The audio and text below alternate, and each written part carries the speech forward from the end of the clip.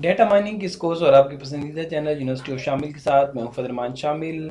और आज की इस लेक्चर में हम देखेंगे कि किस तरीके से हम डिस्टेंस मेजर कर सकते हैं एसिमेट्रिक बाइनरी एट्रीब्यूट्स का, कि अगर हमारे पास एसिमेट्रिक बाइनरी एट्रीब्यूट्स और अगर सिमेट्रिक बाइनरी एट्रीब्यूट्स हैं तो हम उनके दरमियान कैसे डिस्टेंस मेजर कर सकते हैं, ये आज के लेक्चर में हमने देखना है।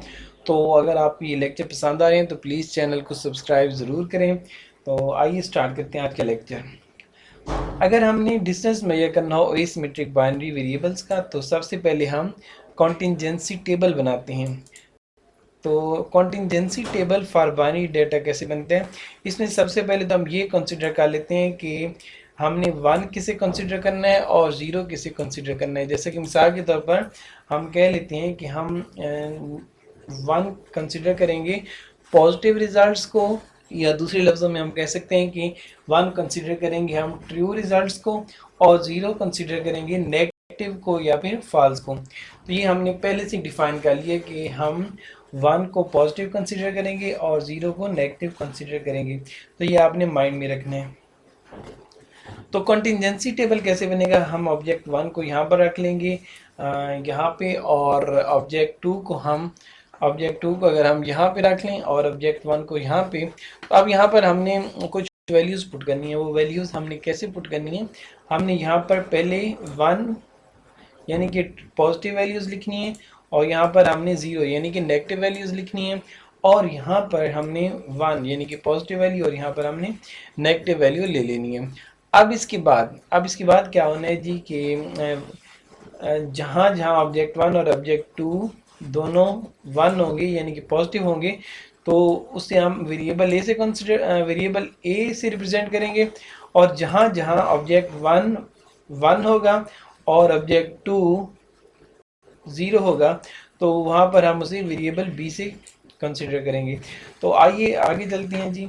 मिसाल के तौर पर हमारे पास जो डेटाबेस में रिकॉर्ड है वो कुछ इस तरह से है कि हमारे पास कुछ नेम है, जैसे कि असद, बिलाल, ताहिर, ये हमारे पास कुछ नेम्स हैं। अच्छा, अब हमने और हमारे पास इसी तरह कुछ और रिकॉर्ड ही मौजूद है कि जिस तरह मिसाल के तौर पर फीवर कि असद को बुखार है कि नहीं है, तो यहाँ पर रिजल्ट आ रहा है कि नेगेटिव नेगेटिव पॉजिटिव। और इसी तरीके से कफ का रिकॉर्ड भी है कि असद को कफ है, बिलाल को भी कफ है और ताहिर को भी कफ है। तो यहाँ पर हमने कुछ टेस्ट ले लिए हैं मुख्तलिफ बीमारियों के, कि test one, test two, test three और टेस्ट फोर। तो हमने कहा है कि टेस्ट वन में असद का जो रिज़ल्ट आया है वो नेगेटिव आया है, बिलाल का नेगेटिव, और ताहिर का जो टेस्ट वन का रिज़ल्ट आया है वो नेगेटिव आया है। अब ये हमारे पास डेटा है और अब हमने क्या करना है, हमने मेजर करना है distance measure for asymmetric binary attributes in data mining.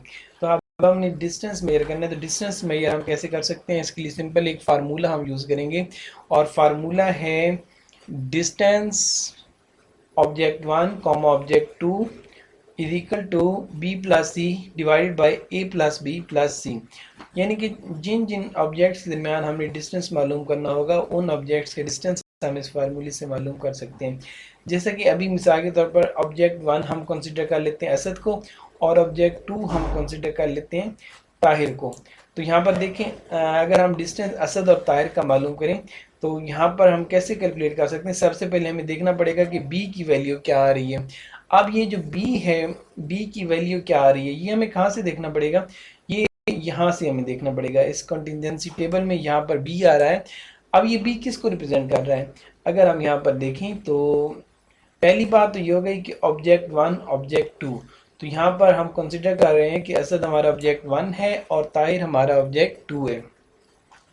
तो अब हमने देखना है कि बी की वैल्यू। अब बी ये कहता है कि ऑब्जेक्ट वन वन होना चाहिए यानी कि पॉजिटिव होना चाहिए, और ऑब्जेक्ट टू हमारे पास नेगेटिव होना चाहिए। देखिए ना, ये बी किस पोजीशन पे है, बी जिस पोजीशन पे वहाँ पे ऑब्जेक्ट वन पॉजिटिव हो रहा है और ऑब्जेक्ट टू नेगेटिव हो रहा है। तो अब हमने देखना है कि ऑब्जेक्ट वन पॉजिटिव हो और ऑब्जेक्ट टू नेगेटिव हो, यानी कि असद पॉजिटिव हो और ताहिर का रिकॉर्ड नेगेटिव हो। हमने देखना यह है कि जो असद के रिकॉर्ड है वो पॉजिटिव में आए और ताहिर के रिकॉर्ड जो है वो नेगेटिव में आए। तो ये देखने के लिए हमें क्या करना पड़ेगा, ये देखने के लिए जी हमें यहाँ पर अगर हम देखें, यहाँ पर हम काउंट कर सकते हैं कि असद और असद और ताहिर, ये हमारे पास असद है और ये हमारे पास ताहिर है। तो असद और ताहिर का अगर हम यहाँ पर देखें तो असद और ताहिर, अब हमें देखना ये है कि बी, और बी से मुराद हमने क्या ली थी, जैसे कि हमने ऊपर देखा था कि ऑब्जेक्ट वन पॉजिटिव होना चाहिए और ऑब्जेक्ट टू नेगेटिव होना चाहिए, यानी कि ऑब्जेक्ट वन पॉजिटिव और ऑब्जेक्ट टू नेगेटिव। अब हमने यहाँ पर देखना है कि असद असद पॉजिटिव कहाँ पे है, असद यहाँ पर नेगेटिव है, यहाँ पर yes yes is equal to positive is equal to one, तो इसलिए हम यहाँ पर इसको देख लेते हैं। असद तो यस है, क्या ताहिर भी नेगेटिव है, ताहिर का रिजल्ट भी यस है, यानी कि इसको हम कंसिडर नहीं कर सकते। ठीक है, अब आगे चलते हैं, क्योंकि हम वैल्यू फाइंड करना चाह रहे हैं इस बी की, और बी की वैल्यू बी से क्या मुराद है कि ऑब्जेक्ट वन की जो वैल्यू है वो पॉजिटिव में है और ऑब्जेक्ट टू की वैल्यू नेगेटिव में है, और यहाँ पर तो ऑब्जेक्ट वन भी पॉजिटिव है और ऑब्जेक्ट टू भी पॉजिटिव है, इसलिए इसको हम काउंट नहीं कर रहे। अब अगर हम यहाँ पर देखें तो ऑब्जेक्ट वन असद नेगेटिव है और ऑब्जेक्ट टू ताहिर नेगेटिव है, दोनों नेगेटिव हैं, लेकिन हमें क्या चाहिए, हमें बी चाहिए, और बी का मतलब है कि ऑब्जेक्ट वन पॉजिटिव हो और ऑब्जेक्ट टू नेगेटिव हो, तो ये भी नहीं होगा। अब यहाँ पर देखें तो ऑब्जेक्ट वन असद पॉजिटिव है और ऑब्जेक्ट टू ताहिर नेगेटिव है, और ये बी वेरिएबल में हमने किसे रखना था, हमने ऐसे ही एट्रीब्यूट को रखना, ऐसी ही वैल्यूज को रखना था जो जहाँ पे ऑब्जेक्ट वन पॉजिटिव और ऑब्जेक्ट टू नेगेटिव हो। तो अब यहाँ पर देखें ये पॉजिटिव और ये नेगेटिव है, यानी कि इसको हम वन कंसिडर कर सकते हैं। मजीद आगे देखते हैं, यहाँ पर ये ऑब्जेक्ट वन नेगेटिव है, ये नहीं हो सकता क्योंकि हम, अच्छा अब आगे चलें, ऑब्जेक्ट वन नेगेटिव है और ऑब्जेक्ट टू भी नेगेटिव है, ये भी नहीं हो सकता। तो यहाँ पर यानी कि हमारे पास बी की जो वैल्यू आएगी वो कितनी आएगी, वन, यानी कि सिर्फ एक ही ऐसा एट्रीब्यूट है जहाँ पे जहाँ पे जो बी की वैल्यू है वो क्या आ रही है, यानी कि ऑब्जेक्ट वन पॉजिटिव हो रहा है और ऑब्जेक्ट टू नेगेटिव हो रहा है, तो इसलिए हम क्या करेंगे, बी की वैल्यू हमने रख दी वन। अब इसी तरीके से अगर हमने सी की वैल्यू मालूम करनी है तो सी की वैल्यू हम कैसे मालूम कर सकते हैं, सी, अब यहाँ पर देखें सी, सी से मुराद है कि ऑब्जेक्ट वन नेगेटिव होना चाहिए और ऑब्जेक्ट टू पॉजिटिव होना चाहिए, ऑब्जेक्ट वन नेगेटिव और ऑब्जेक्ट टू पॉजिटिव, तो मिलकर ये क्या बना, सी। तो अब यहाँ पर अगर हम सी देखें तो सी हमारे पास वन आ रहा है, और इसी तरह अगर हम इसको डिवाइड करें और ए की वैल्यू वन, अब ए की वैल्यू वन कहाँ से आई, यहाँ पर अगर आप देखें तो ए से मुराद थी हर वो प्लेस जहाँ पे ऑब्जेक्ट वन भी पॉजिटिव है और ऑब्जेक्ट टू भी पॉजिटिव है, तो उसे हमने ए से रिप्रेजेंट किया था। तो यहाँ पर अगर हम देखें तो दोनों पॉजिटिव कहाँ कहाँ है, असद और ताहिर।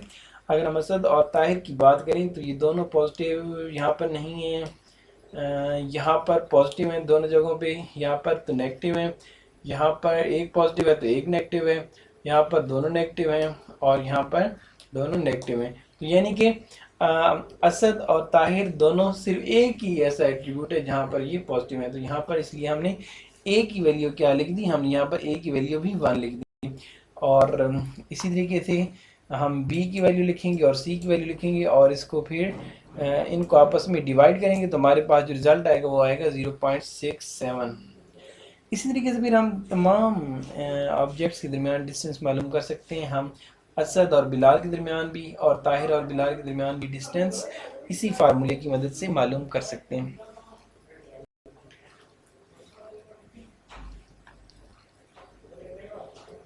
तो ये तो था जी, इस लेक्चर में तो हमने देखा कि distance measure for asymmetric binary attributes. इसी तरीके से अगर सिमेट्रिक बाइनरी एट्रीब्यूट आ जाएं तो उनका कैसे डिस्टेंस मालूम करते हैं वो भी देख लेते हैं।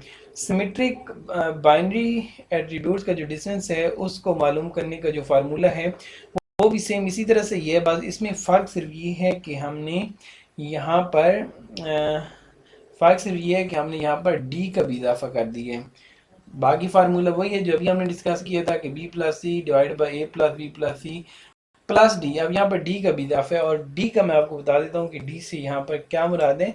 यहाँ पर डी से मुराद है कि वो लोकेशन जहाँ पे ऑब्जेक्ट वन नेगेटिव हो और ऑब्जेक्ट टू भी नेगेटिव हो, तो उसे हम डी से रिप्रेजेंट कर रहे हैं। तो यहाँ पर आप डी की वैल्यू पुट करके रिजल्ट हासिल कर सकते हैं।